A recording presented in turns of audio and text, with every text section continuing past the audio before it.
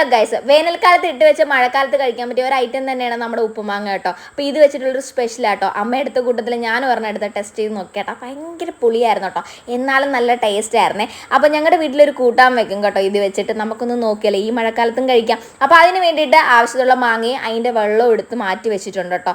ഇനി നമുക്ക് അരപ്പരക്കാനുണ്ട്. അപ്പോൾ അരപ്പരക്കാൻ വേണ്ടിയിട്ട് നമുക്ക് ജാറിൻ്റെ അകത്തായിട്ട് ആവശ്യത്തിനുള്ള തേങ്ങ ചേർത്ത് കൊടുക്കാം കേട്ടോ. അത് നിങ്ങളുടെ ആവശ്യാനുസരണം എടുക്കാവേ. ഇനി നമുക്ക് ചേർക്കേണ്ടത് കൊച്ചുള്ളിയാണ്.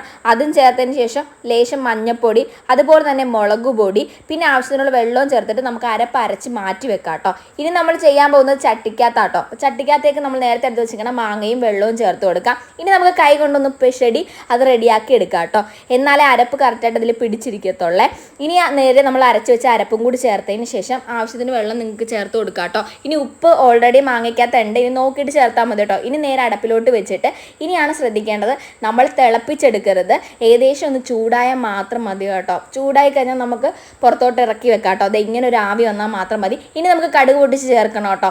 അപ്പോൾ അതിന് വേണ്ടിയിട്ട് നമ്മൾ പാൻ വെച്ചിട്ടുണ്ട്, എണ്ണ ഒഴിച്ച് കൊടുത്തിട്ടുണ്ട് കേട്ടോ. കൊച്ചുള്ളി, വറ്റൽമുളക്, കറിവേപ്പില, പിന്നെ ആദ്യം ചേർക്കേണ്ട കുറച്ചുണ്ട്, കുറച്ച് ഉലുവ, അതുപോലെ തന്നെ കടുക്. ഇനി വേണം കേട്ടോ നമ്മൾ ഉള്ളിയും അതുപോലെ തന്നെ വറ്റൽമുളകും കറിവേപ്പിലൊക്കെ ചേർത്ത് കൊടുക്കാൻ വേണ്ടിയിട്ട്.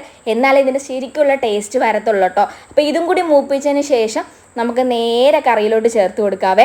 എന്തായാലും കിട്ടുവാണെങ്കിൽ നിങ്ങളൊന്ന് ഉണ്ടാക്കി നോക്കണേ. ഇനി അടുത്ത വർഷത്തെങ്കിലും നിങ്ങൾ മാങ്ങ എടുത്ത് സൂക്ഷിച്ച് വെച്ചിട്ട് നമ്മുടെ മഴക്കാലം വരുമ്പോൾ ഒന്ന് കഴിച്ച് വെക്കണം കേട്ടോ. നിറയെ ചോറ് തിന്നാട്ടോ. എന്തായാലും മസ്റ്റായിട്ട് ട്രൈ ചെയ്ത് നോക്കണം. അപ്പോൾ നെക്സ്റ്റ് വീഡിയോ കാണുന്നവരേക്കും ടാറ്റാ ബൈ ബൈ.